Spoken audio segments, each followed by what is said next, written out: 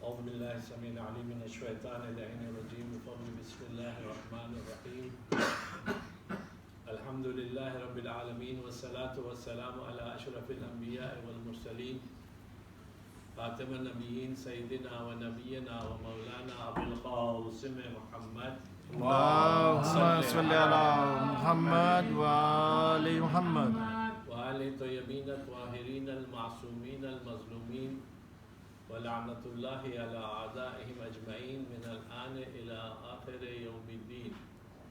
أما بعد فقد حق سبحانه تبارك وتعالى في قرآنه المجيد وفرقانه الحميد وهو قوله الحق.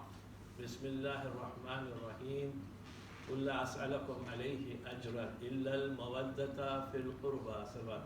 اللهم صل على محمد وآل محمد. عزیزان محترم، جس آیہ کلام کو میں نے اپنا عنوان کلام بنایا ہے، اس کے ترجمے کی مجھے ضرورت نہیں ہے، کیونکہ بچہ جوان اس کی ترجمے سے تعارف ہے. صرف مودت اور محبت کے بیچ میں تھوڑا سا فرق کر کے میں آگے بڑھوں گا. عموماً جب مودت کا لفظ استعمال ہوتا ہے تو ہم اس کا ترجمہ جب کرتے ہیں تو اس میں ہم کہتے ہیں کہ ہم سے محبت مانگی گئی ہے. نہیں عزیزان محترم، محبت اور چیز ہے، مودت اور چیز ہے. دنیاوی لحاظ سے سب سے میرے پاس وقت نہیں ہے، کیونکہ مجھے کسی اور چیز کے اوپر بھی جانا ہے، چونکہ ایام امام حسن عسکری علیہ السلام کی ولادت باسعادت کے ایام ہے، تو ان کی ثانی حیات کے اوپر بھی مجھے کچھ روشنی ڈالنی ہے. تو میں صرف سرسری طور پر گزر کے آگے بڑھوں گا. محبت جو چیز ہے نا، سب سے اعلیٰ جو محبت دنیا میں خدا نے پیدا کی ہے وہ ماں کی محبت ہے اولاد کی طرف. ماں سب کچھ دے گی اپنے اولاد کو بچانے کے لیے. باپ کی بھی محبت ہے، مگر ماں کی اس وجہ سے گجراتی میں ہم کہتے ہیں مامتا. ہمیشہ محبت کی جب بات یہ تو پہلے ماں کی محبت سب سے آگے ہوتی ہے. باپ کی بھی محبت ہے، میں اس کو نہیں کرتا نیگیٹو پر، مگر ماں کی محبت جو ہے نا وہ کسی بھی کمپیریزن میں نہیں آ سکتی. اب جب ماں کی محبت جس چیز کے اوپر قربان ہو جائے وہی صحیح معنوں میں مودت ہے. کیا ہے؟ یعنی جب ماں اپنا سب کچھ دے دے، سب کچھ دے دے. کربلا کے میدان میں چلیے، مائیں اپنے اولاد کو بچانے کے لیے ساری زندگی کے دکھ سہن کر سکتی ہے، وہ مائیں دعا کرتی تھی پروردگار عالم سے، بار الہ میرے بچے کو تقویت عطا کر کے کہ میرے مولا کے اوپر قربان ہو سکے، اسلام کے اوپر قربان ہو سکے. بس یہ دعا کروانا ماں کے لیے بچے کی قربانی کا یہی صحیح معنوں میں مودت ہے، اور یہی ہم سے مانگی گئی ہے. یہ لپ سروس نہیں ہے یا محبت نہیں ہے. اگر ہمیں مودت کرنی ہے تو کچھ نہیں، اے اللہ بس صرف تو، نہ اولاد، نہ مال، نہ زمین، نہ گاڑی، نہ کچھ، نہ ہم، نہ اولاد، کچھ بھی نہیں. یا اللہ صرف تو ہے اور تو ہے، بس یہی صحیح معنوں میں قربانی ہے، مودت ہے. صلوات پر محمد والے محمد. اللهم صل على محمد وآل محمد. امام حسن عسکری علیہ السلام کی اس ایام ولادت پر، جیسا کہ آپ کے جانتے ہیں کہ ان کا نام حسن، لقب عسکری لقب آپ کا کیوں پڑا؟ اس کے دو وجوہات پیش کیے گئے ہیں. ایک تو یہ کہ آپ جس مقام پہ اور جس جگہ پہ رہتے تھے اس جگہ کا نام عسکر تھا، تو عسکرین یعنی امام علی النقی علیہ السلام اور امام حسن عسکری علیہ السلام دونوں کا لقب پر گئے عسکرین، کیونکہ آپ دونوں اسی جگہ پہ رہتے تھے. سامراج میں ایک حصہ ہے جہاں پہ عسکر نام تھا، تو آپ کا اس وجہ سے لقب بھی پڑا عسکری. اور دوسرا جو ریزن بتایا جاتا ہے تاریخ میں وہ یہ ہے کہ متوکل ملعون کے زمانے میں جب آپ کو وہ لے کے گیا اور اپنا تعارف کرایا ملٹری سے یعنی لشکر سے کہ دیکھیں ابن رسول اللہ میرا لشکر کتنا بلند، یعنی ایک جذبہ قائم کرنا چاہتا تھا، ایک ہیبت بنانا چاہتا تھا مولا کے دل میں کہ دیکھیں کتنا بڑا لشکر ہے میرا. تو اس کا نظارہ دکھانے کے بعد، معائنہ کرانے کے بعد امام حسن عسکری علیہ السلام نے کہا کہ دیکھو اگر تم دکھا چکے ہو تو ذرا میری انگلی کا اشارہ کرتا ہوں، آسمان سے زمین تک تم دیکھ لو۔ تو ایک مرتبہ جب اس نے آسمان اور زمین کے بیچ میں دیکھا تو پورا لشکر ہی لشکر تھا، جس کو دیکھ کے وہ دنگ ہو گیا۔ اس وجہ سے آپ کو عسکری کا لقب دیا گیا۔ کنیت آپ کی ہے ابو محمد، کیونکہ آپ والد تھے امام زمانہ اجل اللہ تعالیٰ فرجہ شریف کے۔ اللہم صلی علی محمد و آل محمد۔ آپ کے والد ہمارے 10ویں امام ہیں، والدہ جناب سوزن ہیں۔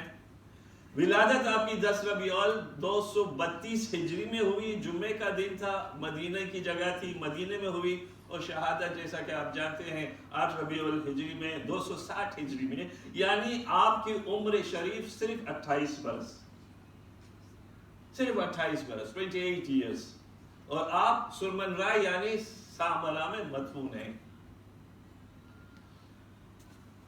یہ وہ ماحول ہے عزیزان محترم، جیسا کہ میں اپنی پچھلی مجلس میں شاید میں بچا چکا ہوں گا کہ رسول اکرم کی زندگی کو اگر ہم سامنے رکھیں اور امام حسن عسکری کی زندگی کے پر ایک مرتبہ جائزہ لیں تو ان دو زندگیوں میں ہمیں بہت ساری سملیرٹیز ملتی ہیں۔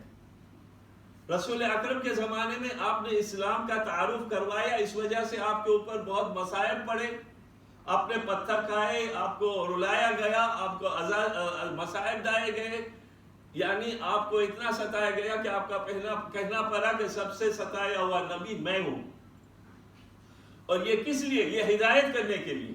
ان جانور صفت انسانوں کو آپ نے انسان بنایا تو کوئی سلمان بن گیا، کوئی ابو ذر بن گیا، کوئی مقداد بن گیا، اور آپ کا جو مشن تھا وہ چلتا رہا، اور 250 سال تک، یعنی سن 11 ہجری نبی اکرم کی ہدایت کا جو اعلان کیا تھا آپ نے، اس وقت سے لے کے 250 ہجری تک یا 255 کہہ دیجئے یا 260 ہجری کا یہ 250 سال کا جو پیریڈ تھا وہ ہمارے لیے ایک ٹریننگ تھا کہ کس طرح سے آپ نے ہر مسئلے کو پبلک کے سامنے آگاہ کر کے پریکٹیکلی اس کو انجام دیا، تاکہ آپ کے گزر جانے کے بعد آپ کے جو نمائندے ہیں اس کی حفاظت کرتے رہیں۔ چون درد کے ایک ایک کر کے مولا علی سے لے کے جب امام حسن عسکری کا زمانہ آیا تو تقریباً 240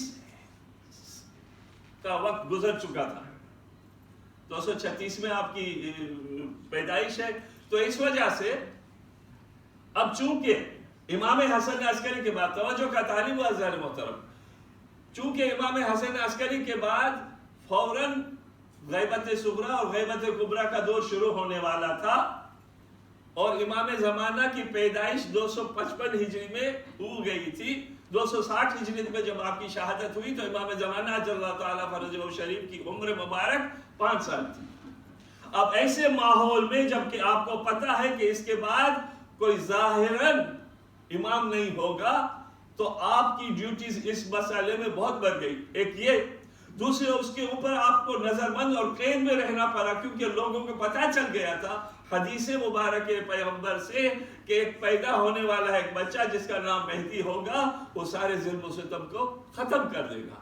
تو آپ یہ چاہتے تھے دشمنان کہ کسی طریقے سے یہ بچہ پیدا نہ ہو، جس طرح سے موسیٰ کی پیدائش میں 70,000 بچوں کو قتل کر کے موسیٰ کی پیدائش ہو گئی، اور نہ صرف پیدا ہوا بلکہ فرعون کی محل میں پروان چڑھا، بالکل اسی طریقے سے امام زمانہ عجل اللہ تعالیٰ فرجہ شریف کی حجت کو خاموش کرنے کی ہر ممکن کوشش کی گئی۔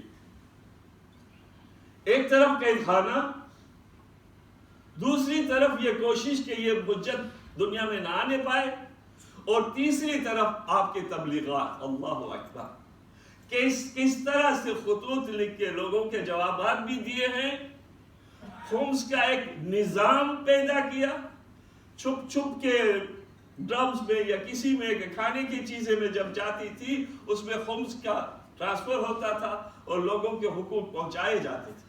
سوالات آتے تھے، مولا آپ کے سوالات کا جواب دیتے تھے، اور آپ نے امام جعفر صادق کے زمانے سے آپ نے مرجعیت کا یعنی اجتہادیت کا ایک سلسلہ شروع کیا تھا کہ امام کے ہوتے ہوئے بھی کچھ چنندہ اصحاب تھے، علماء تھے، جن سے لوگ جا کے مسائل و مسئلہ، یعنی امام خود کہتے تھے کہ اگر دور دراز کے کسی جگہ پہ آپ رہتے ہو تو میرے پاس آنے کی ضرورت نہیں ہے، میرے یہ نمائندے ہیں، آپ ان سے پوچھ کے اپنے سوال و جواب پیش کر سکتے ہیں۔ تو یہ سلسلہ امام جعفر صادق علیہ السلام کے زمانے سے شروع ہو گیا مرجعیت کا، اور چلتے چلتے امام حسن عسکری علیہ السلام کے زمانے میں یہ بالکل فاؤنڈیشن بن گیا کہ امام کے ہوتے، چونکہ آپ کا ساری زندگی قید خانے اور نظر بندی میں گزری ہے، تو علماء کرام جو آپ کے وکیل تھے، وکلا تھے، لوگ ان کے پاس جا کے اپنے سوالات بھی پیش کرتے تھے، اپنے پرابلمز بھی پیش کرتے تھے، اور کسی نہ کسی ذریعے سے خمس کی ادائیگی بھی ہوتی تھی۔ اس طرح سے آپ کا مشن چلتا رہا، اور جیسا کہ آپ کو پتا ہے کہ اس میں آپ نے بہت ساری مشکلیں اور مسائل کا سامنا کیا ہے۔ قید خانے میں آپ کے پاس دو کام تھے عزیزان محترم۔ میں ہمیشہ یہ کہنا چاہتا ہوں کہ ہم کبھی کبھی نماز پڑھ کے یا روزہ رکھ کے یا واجبات کر کے ہم یہ سمجھ لیتے ہیں کہ ہم نے سب کچھ کر لیا۔ نہیں عزیزان محترم، حقوق الناس، حقوق العباد کے لیے خدا تو اپنے حقوق معاف کر سکتا ہے اگر ہو سکے گا، اس کے حص میں رحمان و رحیم ہے، مگر حقوق الناس اس کے اوپر ہمیں بہت توجہ دینی پڑے گی عزیزان محترم۔ اور آپ کے دو کام تھے قید خانے میں، اللہ اکبر، دن کو روزہ رکھنا اور رات کو عبادت خدا میں مشغول رہنا۔ سجدے میں سر رہتا تھا، یعنی دربان جو تھے نا، جو جیلرز جو تھے، وہ ایمان لے کے آتے تھے جب وہ کہتا تھا معتمد 3 زمانہ گزرا ہے بنو عباس کا آپ کے دور حیات میں، تو جب زیادہ ظلم ڈالنے کی کوشش کرتے تھے نا ان کے اوپر، تو یہ کہتے ہم کیسے ان کے اوپر ظلم کریں، دن کو روزہ رکھتے ہیں، رات کو نمازیں پڑھتے ہیں، اور بیچ میں جو بھی مسائل آتے تھے ان کا حساب جواب و کتاب کرتے تھے۔ ایسی حالت میں قید خانے میں بھی آپ نے ان تبلیغات کو نہیں چھوڑا جو رفتہ رفتہ ہو کے ہماری طرف آئی، اور مرجعیت کا پورا نظام آپ کی طرف تھا۔ آپ نے یہاں تک کہہ دیا تھا کہ مرجعیت ہمارے وکلا ہیں، مرجع ہمارے وکلا ہیں، جنہوں نے ان کو منحرف کیا گویا انہوں نے ہم کو منحرف کیا، اور جو ہم کو منحرف کیا گویا نبی کو منحرف کیا، اور جو نبی کو منحرف کیا گویا خدا کو منحرف کیا۔ تو یہ نمائندے امام ہیں، اور اگر آپ کتنی طاقت ہے ہمارے مرجعیت میں، آج آپ عراق کے حالات دیکھ لیں۔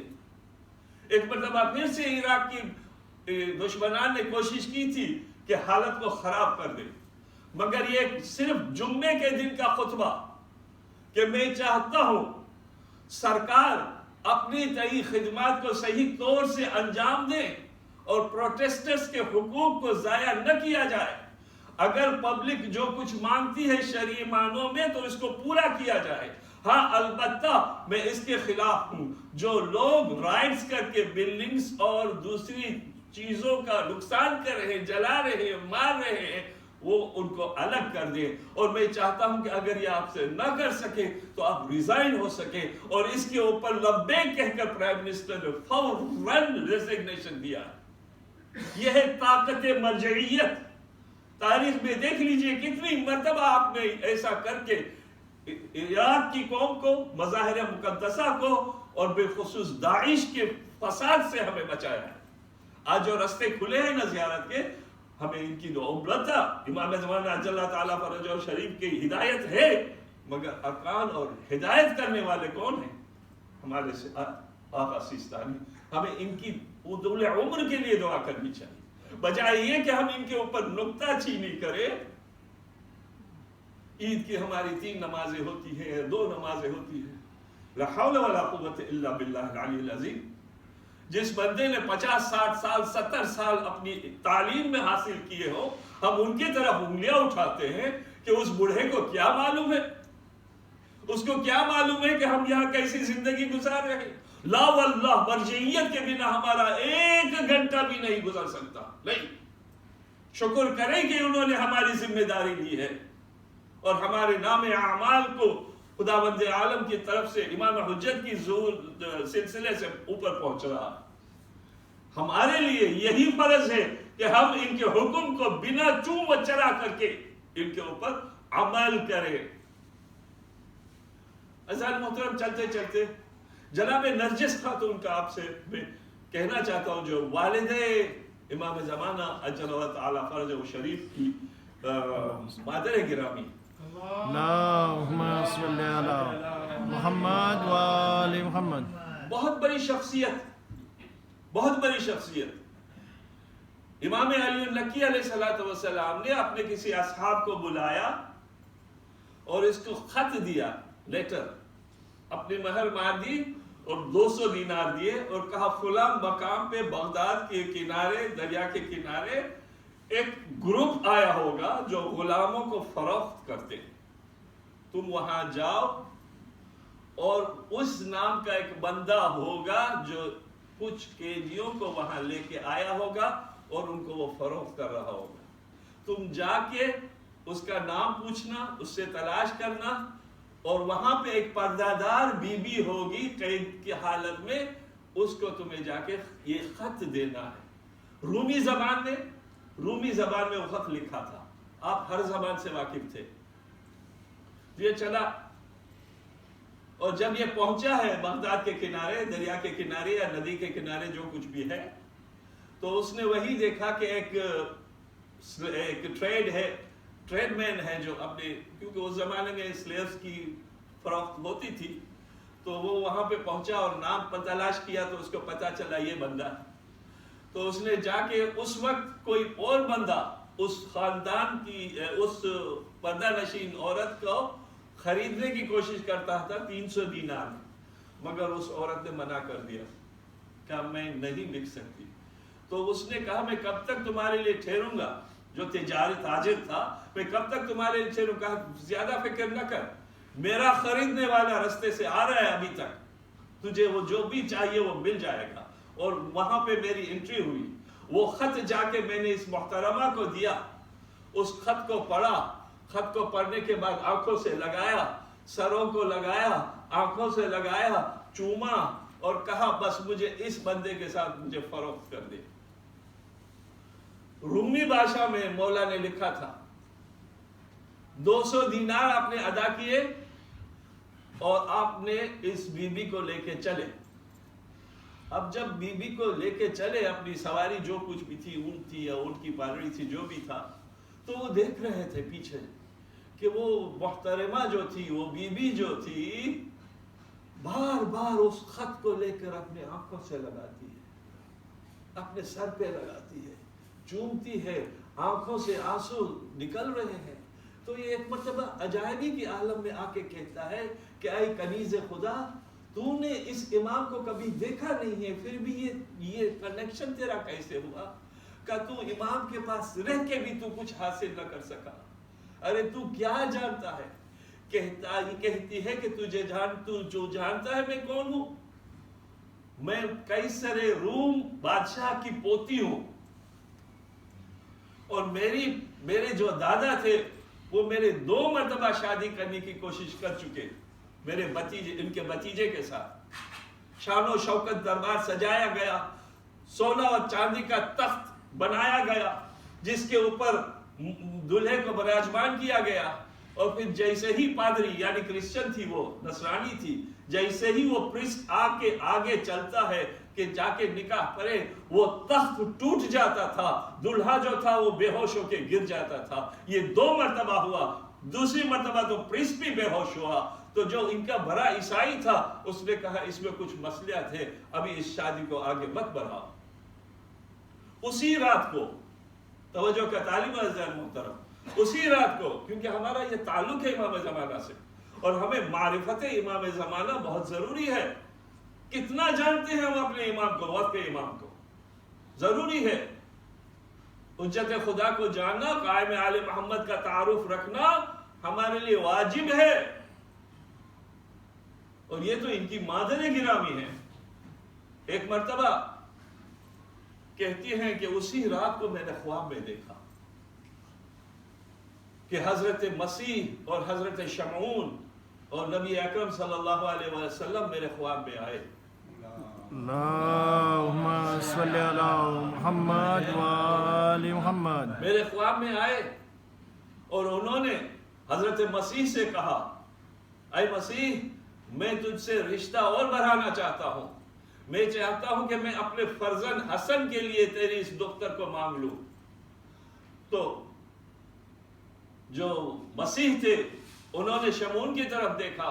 شمعون نے کہا بظر چشم حاضر ہے, میں اس رشتے سے بہت خوش ہوں.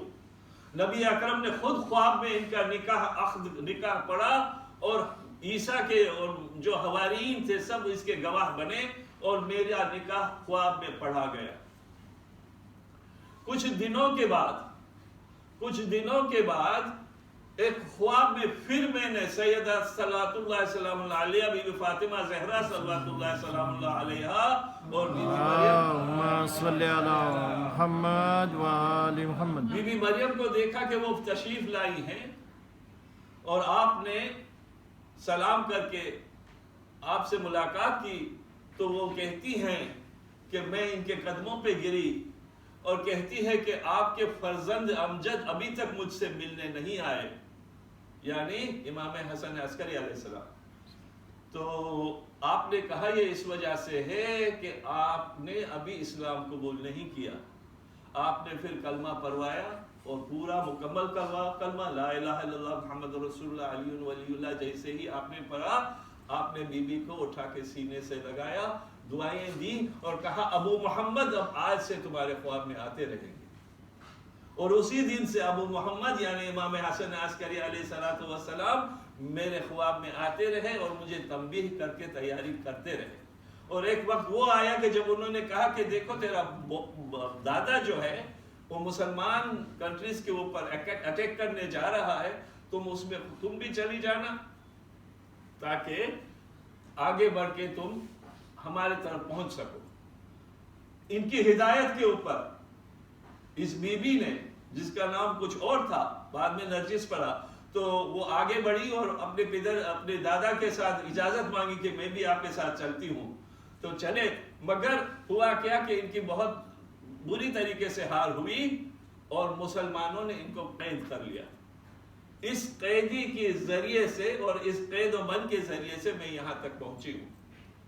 تو یہ ماجرا سنا اور آپ کو وہ لے کے امام علی النقی علیہ السلام کی خدمت میں پیش کیا. بی بی نے سلام کیا. سلام کرنے کے بعد آپ نے پوچھا کیسی ہو نرجس؟ تو کہتی ہیں آپ کی دعائیں سے الحمدللہ یہاں تک آرام سے پہنچی ہوں. ایک مرتبہ وہ کہتی ہیں کہ تم عیسائی مذہب چھوڑ چکی ہو.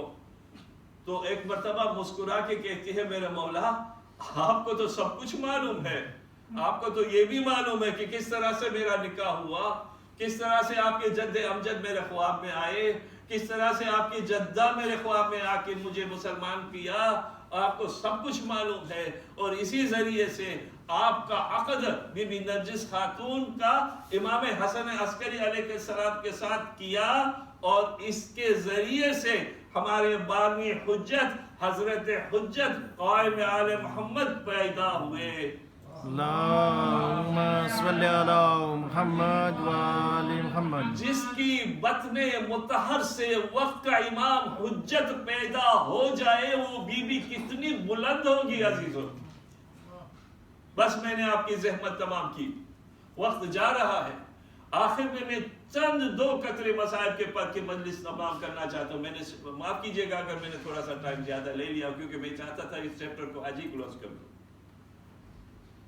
آقا انصاریان کہتے ہیں کہ میں تہران میں ایک مرتبہ مجلس پڑھ رہا تھا کیونکہ ابھی نیکسٹ مہینے سے مصائب شہزادی شروع ہو جائیں گے, تو میں چاہتا ہوں 2 نقطے مصائب کے پڑھ کے اس مجلس کو معطر کر دوں.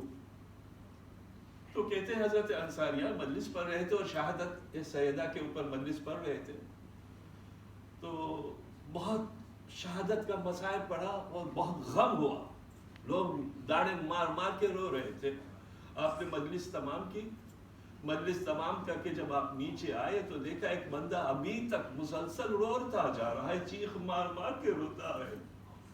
تو آپ وہاں پہ گئے، اس کو سینے سے لگایا، بغلگیر کیا، کہا اے بندے خدا مجلس ختم ہو گئی ہے، تو اس طرح سے بے قرار کیوں ہے، تو اس طرح سے کیوں روتا ہے؟ تو ایک مرتبہ وہ کہتا ہے کہ میں ڈاکٹر ہوں اور ہڈیوں کا جوڑنے کا کام کرتا ہوں، مگر اے بندے خدا ہڈیاں ٹوٹ جائیں تو اس کا درد بہت ہوتا ہے، مگر اے بندے قبلہ جب پسلیاں ٹوٹتی ہے نا تو اس کا درد سہن نہیں کیا جا سکتا، ایک ایک سانس کے اوپر شدت سے تکلیف پڑتی ہے. ہائے میری سیدہ جس کی پسلیاں ٹوٹ چکی تھی اور آپ یہ پین سہن کر رہے تھے، سانس لینا بھی دشوار ہو گیا تھا، 18 سال کی عمر میں ایک ضعیفہ بن گئی تھی، جب چلتی تھی تو عصا کا سہارا لے کے اور کمر پہ ہاتھ رکھ کے چلتی تھی.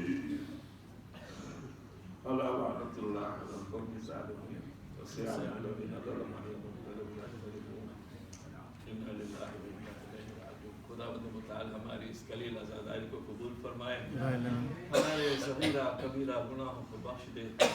بار اللہ ہمیں صحیح معنوں میں حضرت حجت قائم آل محمد کی تعارف ہو جائے، ہم ان کی معرفت حاصل کر سکیں، اور جب دنیا سے اٹھیں تو با ایمان اٹھیں.